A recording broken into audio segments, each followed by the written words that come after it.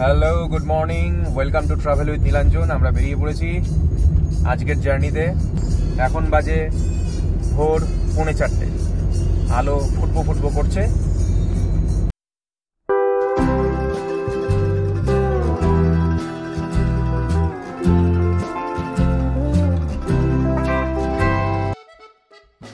নমস্কার বন্ধুরা, আশা করি সবাই ভালো আছেন। Welcome to travel with Nilanjan. আজকের ভিডিও অন্যান্য দিনের চেয়ে একটুখানি আলাদা। আজকের পর্বে কোনো ডেস্টিনেশনের গল্প নয়, গল্প হবে পথ চলার, জার্নির। আমার দর্শক বন্ধুদের মধ্যে নিশ্চয়ই অনেকেই আছেন যারা আমার মতোই রোড ট্রিপ করতে পছন্দ করেন, দূর দূরান্ত থেকে গাড়ি নিয়ে উত্তরবঙ্গে আসতে চান। আজকের ভিডিও স্পেশালি তাদের জন্য। আজকের এই স্পেশাল পর্বে থাকছে মালদা থেকে ডুয়ার্সের জঙ্গল লাটাগুড়ি অবধি রোড কন্ডিশন আর পথের নির্ভুল নির্দেশ। আমরা এখন রায়গঞ্জ বাইপাস পার করছি। রায়গঞ্জ শহরটা আগের থেকেই জ্যামজটপূর্ণ ছিল। রায়গঞ্জ শহর পার করতে গেলে অনেক সময় লাগতো, সেটা এখন বাইপাস করে আমরা এখন সোজা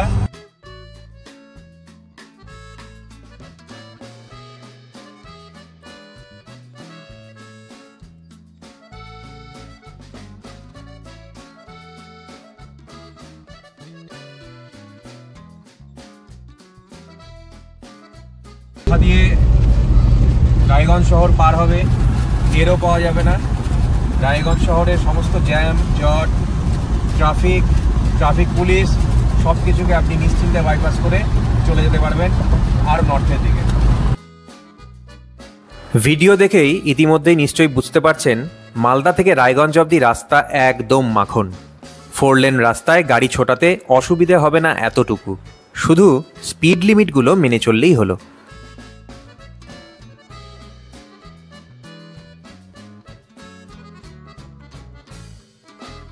এর আগে শিলিগুড়ি, দার্জিলিং কিংবা ডুয়ার্স বাই রোড যাওয়ার কথা ভাবলেই ডালখোলার জ্যামের বিভীষিকা তাড়া করত। এখন সেসব ইতিহাস। রায়গঞ্জের মতোই ডালখোলা বাইপাস দিয়ে গাড়ি ছুটবে পক্ষীরাজের মতন। আর সেই ভুট্টা ভর্তি ট্রাক্টর আর লেভেল ক্রসিংয়ের ভয়ানক জ্যাম এখন টেরও পাবেন না।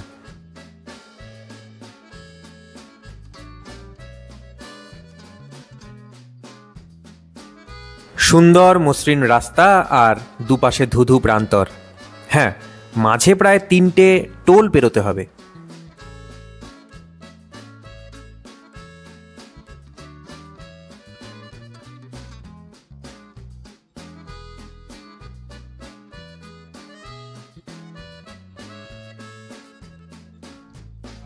আপনাদের যে জিনিসটা দেখাবো, যে জায়গাটা, সেই জায়গাটাতে আসলেই মনের ভিতরে বেদনাটা আরো বেশি করে বেড়ে ওঠে, কারণ সেটার নাম টোল। আমাদের জার্নির প্রথম টোল আজকে।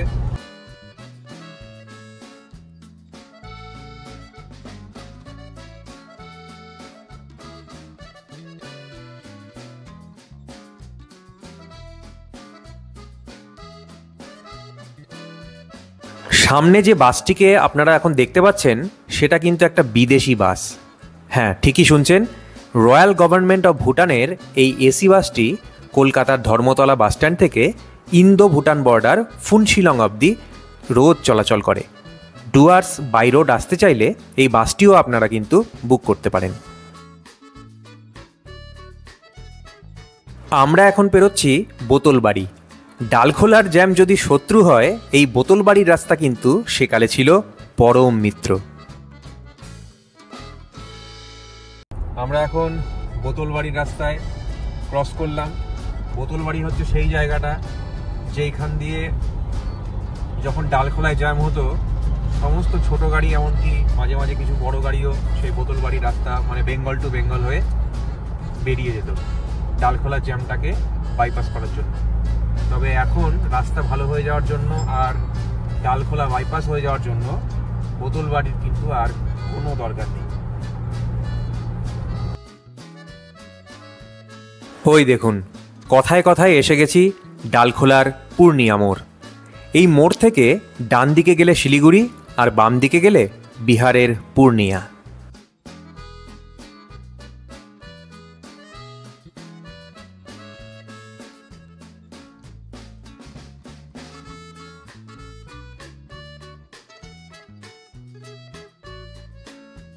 বিরাট ফ্লাইওভারের তলা দিয়ে পূর্ণিয়া মোড় থেকে আমরা ডান দিকে মোড় নিলাম।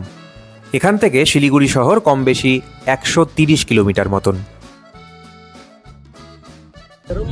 Rabindrasangeet, latest Rabindra Sangeet, Bengali from Jio Sawan. Rabindrasangeet থেকে কুমার শানু হয়ে অরিজিৎ, কিছুই বাদ রাখলাম না। একটা সাধারণ রোড ট্রিপ অসাধারণ কিভাবে হয় জানেন তো? ভালো সহযাত্রী আর দুর্দান্ত মিউজিক। এখন আমরা বিহারে পেরোচ্ছি পাঞ্জিপাড়া বাইপাসের ফ্লাইওভার। এই বাইপাসটি অবশ্য অনেক দিন আগেই হয়ে গিয়েছিল। বহুকাল আগে পাঞ্জিপাড়ার ঘিঞ্জি অলিগলি দিয়ে গাড়ি এগোতে রীতিমতন মাথার ঘাম ঝরাতে হতো।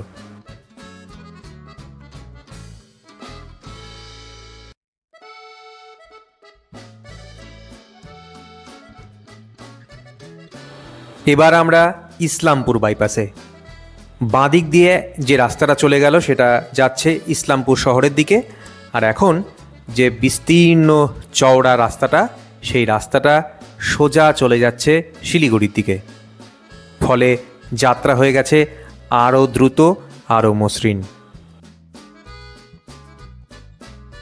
ইসলামপুর থেকে কম বেশি 50 কিলোমিটার মতন এগোলেই পড়বে ঘোষপুকুর মোড়। সেই ঘোষপুকুর থেকে সোজা না গিয়ে ডান দিকে বেঁকে যেতে হবে ডুয়ার্সের দিকে। ঘোষপুকুর পার করে সোজা এগোলেই পড়বে ফুলবাড়ি মোড়, আর ফুলবাড়ি থেকে ইউটার্ন নিলে আমরা এগিয়ে যাব গজলডোবার দিকে। এতক্ষণ পর্যন্ত আপনাদের যেটুকু রাস্তা দেখালাম প্রতিটা ইঞ্চি মাখনের মতন মসৃণ। তবে শুধুমাত্র ঘোষপুকুর থেকে ফুলবাড়ি মোড় পর্যন্ত কয়েক কিলোমিটার রাস্তা বেশ খারাপ। তবে সেটুকু ম্যানেজ করতে পারলেই আর নো চিন্তা। গজলডোবার রাস্তায় আপনাকে প্রায় পুরোটাই সঙ্গ দেবে তিস্তা ক্যানাল। আর এখন আমরা একদম কাছাকাছি পৌঁছে গেছি গজলডোবার মূল বাজারের। ওই যে দূরে অস্ট্রেলিয়া সিডনি ব্রিজের মতন যে অংশটা দেখা যাচ্ছে, সেটা পশ্চিমবঙ্গ সরকারের নির্মিত নতুন যে গজলডোবা পার্ক তারই একটা অংশ।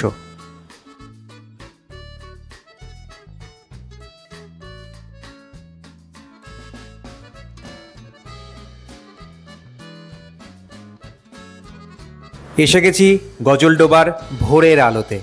ভোরের আলো আর কিছুই নয়, গজলডোবা পার্কে পশ্চিমবঙ্গ সরকার দ্বারা নির্মিত থাকার অত্যাধুনিক রিসর্ট। দীর্ঘক্ষণ ধরে ড্রাইভ করার পর একটু রিফুয়েলের দরকার ছিল। রাস্তার ধারে একটা সুন্দর হোটেল দেখে, বলা ভালো ফ্যান্সি হোটেল দেখে ঢুকে পড়লাম সেখানে। গজলডোবার ক্যানাল, তিস্তা ব্যারেজ পার করার পর শুধুই বিস্ময়। চারিদিকে খালি সবুজে সবুজ আর দূরে জঙ্গলের সীমানা। যেন দুহাত বাড়িয়ে আমাদের জন্য অপেক্ষা করেছিল ডুয়ার্সের জঙ্গল। আমরা ডুয়ার্সে ঢুকে গেছি গজলডোবা পার করে। হাই করে দাও। হাই। রাম রাম রোম রোম রাম রাম রাম।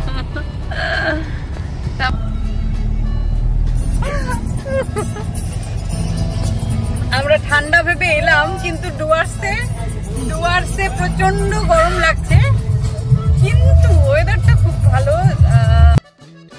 গজলডোবায় ঢোকার পর থেকেই কিন্তু রাস্তা হয়ে যাবে সরু। রাস্তা এখানে সিঙ্গেল লেন। আজকের ভিডিওয়ে প্রচুরবার গজলডোবা কথাটি বলেছি, কিন্তু ডুয়ার্স আসতে গেলে কিন্তু এই গজলডোবার এই সরু রাস্তাটাই কিন্তু একমাত্র পথ নয়। আপনারা যারা পাহাড়ে ড্রাইভ করতে অভ্যস্ত বা কমফোর্টেবল, তারা শিলিগুড়ি শহর পার করে সেবক হয়েও আসতে পারেন লাটাগুড়িতে। তবে সেটা হবে খানিকটা ঘুরপথ। আমার সবসময় পছন্দের রাস্তা এই গজলডোবা।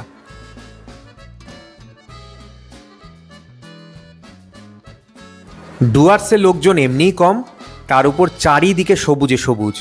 এর মাঝখান দিয়ে গাড়ি চালাতে যা লাগছিল সেটা মুখে প্রকাশ করা ভীষণ মুশকিল।